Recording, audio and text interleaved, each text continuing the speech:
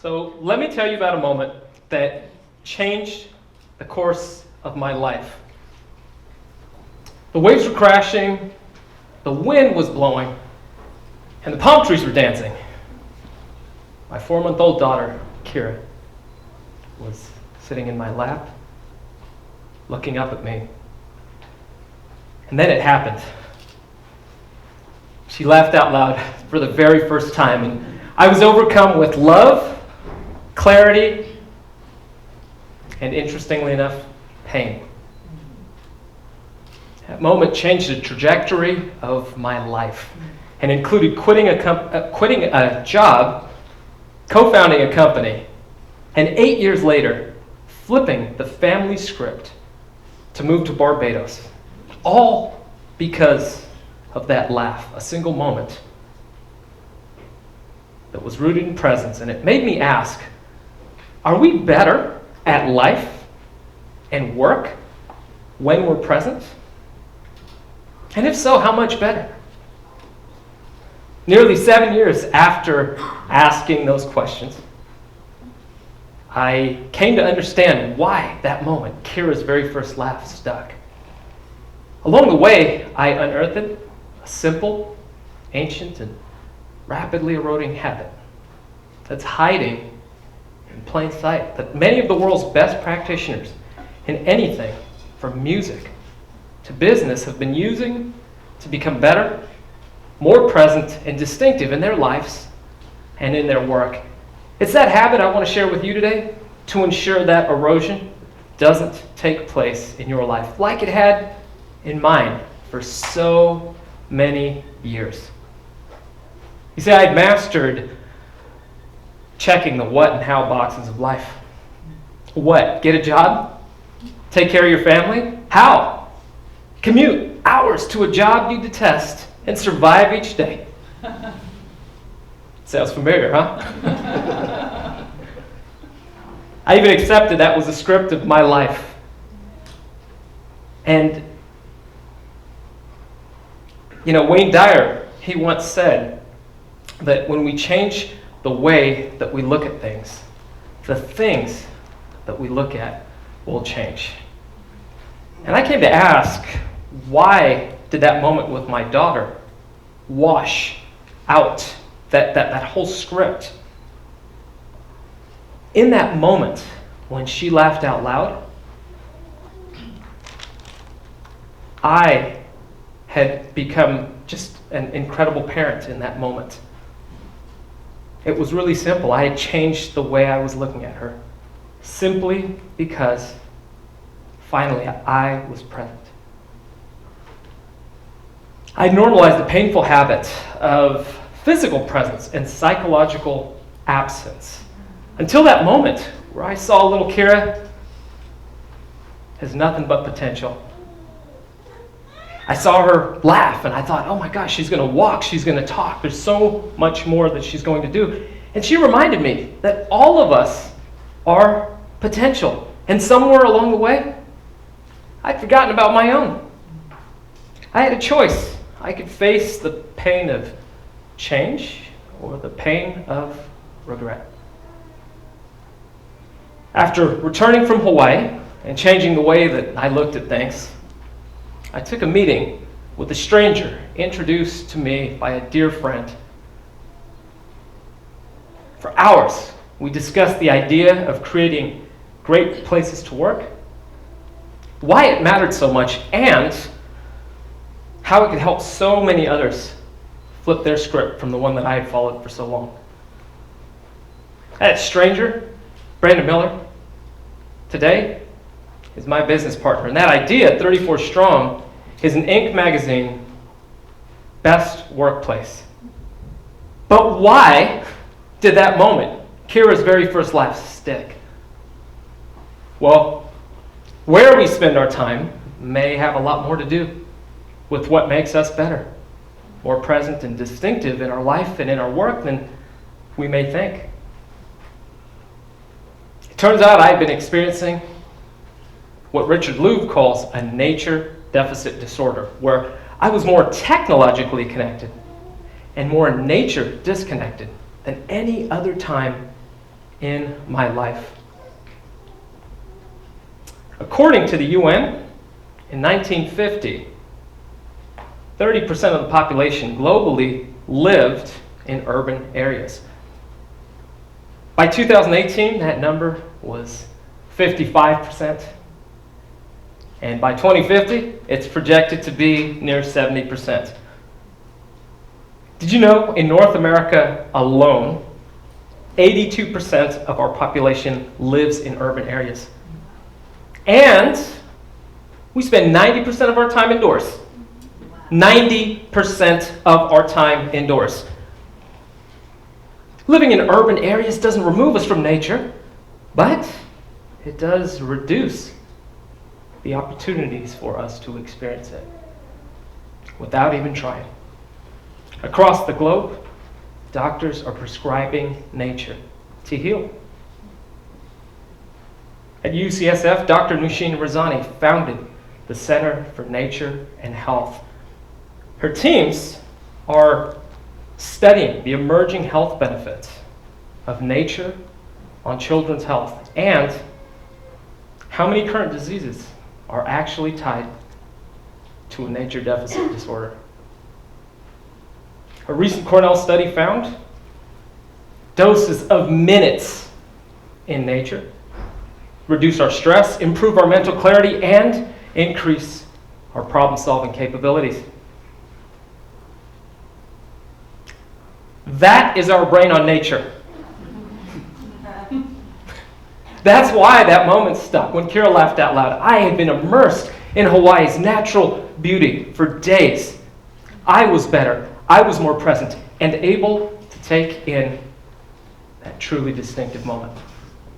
Reading that Cornell article several years later connected the dots for me and sparked my curiosity into human excellence.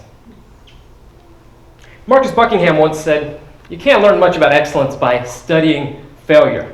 And when we look to humanity's greatest minds, like Da Vinci, like Einstein, it's known that they made nature a habit. I came to wonder, are today's master practitioners making nature a habit as well? Or, in today's digital barrage, has it been lost on them, like it had been on me and so many others that I know? If they were making nature a habit, how important has it been to their life and to their work? And what the heck were their habits? I thought a couple conversations would put that fire out, not spark an inferno of curiosity that would grow with each conversation that I had.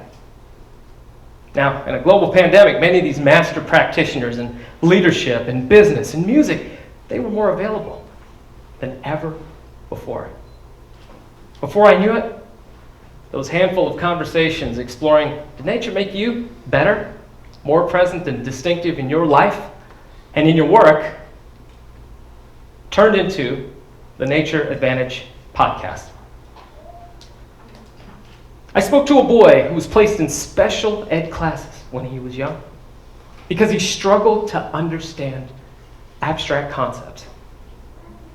He loved spending time outdoors and had a knack for going to the exact same places in nature and seeing over time what transformations had taken place and what remained the same.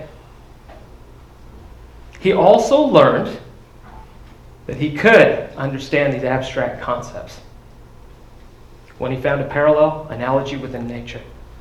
As an adult, he continued to make nature a habit and grew to love gardening with his family. One day, he raced inside for an ice pack after bees stung him. While he's icing, he looks out and he sees this giant beehive very close to where he had been gardening. At the time, he was struggling to come up with a model for business owners on how to scale their organizations effectively, efficiently, and rapidly. He saw that beehive, he realized that's an organization that has mastered the process of scaling. Today, that boy that used nature as a coping mechanism to overcome his greatest weakness has now turned it into his most distinctive asset, simplifying the complex. He finds models in nature that he can turn into business solutions. His book, Clockwork, where Simon Sinek anointed him the patron saint of entrepreneurship, broke down how beehives scale, and that's one of the core models in there. Mike Michalowicz is the best-selling author of books like Fix This Next and Profit First. He makes nature a habit in presence because biomimicry, these models from nature, are what makes his work truly distinctive, and doesn't usually involve a bee sting, thankfully. Nature makes us better, more present, and distinctive in our life and in our work. I spoke to 5-time Grammy Award-winning musician Victor Wooten. At the age of 2, he was assigned the bass guitar because all other instruments were taken. And he practiced relentlessly with his brothers. By the age of 5, Victor was opening for Curtis Mayfield with his brothers. His raw talent on the bass, folks, is unquestionable. But, like Michelangelo, revealing the statue of David from a block of marble with his chisel, many years later, Victor would find his very own chisel that would reveal the depth of his distinctive musical talent after a week in the woods in New Jersey. He spent the first night learning how to set up a tent for the very first time. The next morning, he learned the basics of animal tracking, where he's staring at dirt to learn about animal prints and scats. That's poop, for those of you that don't know. He'd also look at other signs to be able to interpret animal behavior. After lunch, he crawled around on his hands and knees in the dirt, marking any tracks that he found by inserting popsicle sticks into the ground. Several hours later, his instructor invited him to change his perspective, stand up, and ask a very simple question. What am I missing? As Victor stood up, looking back, he saw a trail of protruding popsicle sticks leading to him. He saw it. Nature and music are the same. The trail of protruding popsicle sticks marked tracks that were spaced at different intervals. And they looked exactly like a track of music when written out on a sheet of paper. The notes, with the stems sticking up, spaced out at different intervals, would tell musicians which notes to play and how to space them. He felt it. The difference between the animal that was hunting versus the one that was being hunted.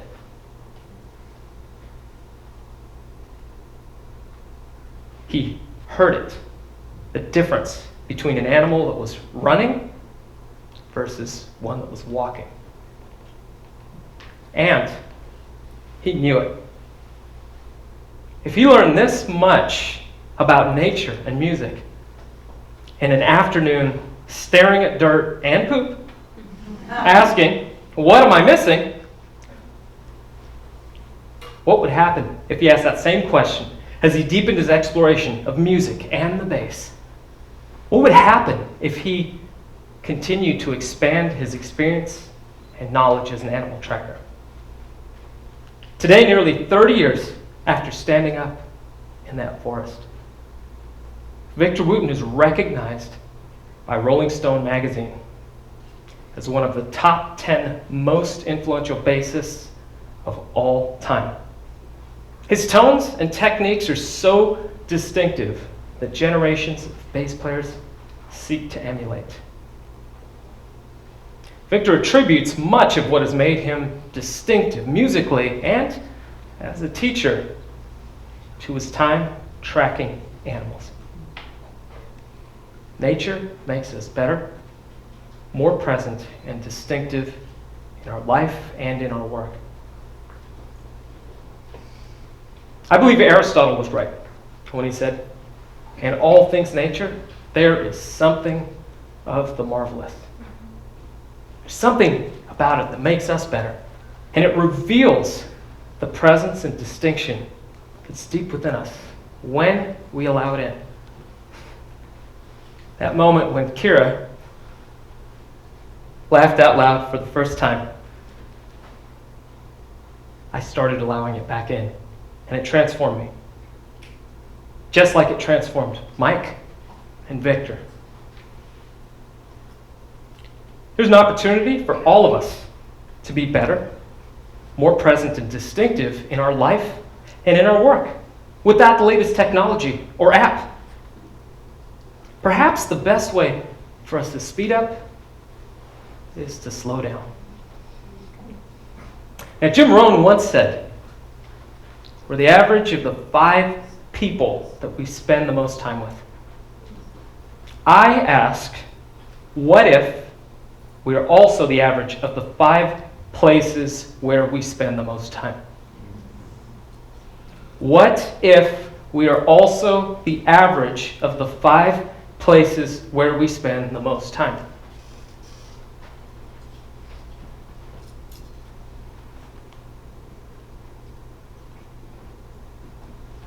After asking that question as a family, we decided to flip our script. We moved to Barbados at the end of 2020. So be careful what you ask.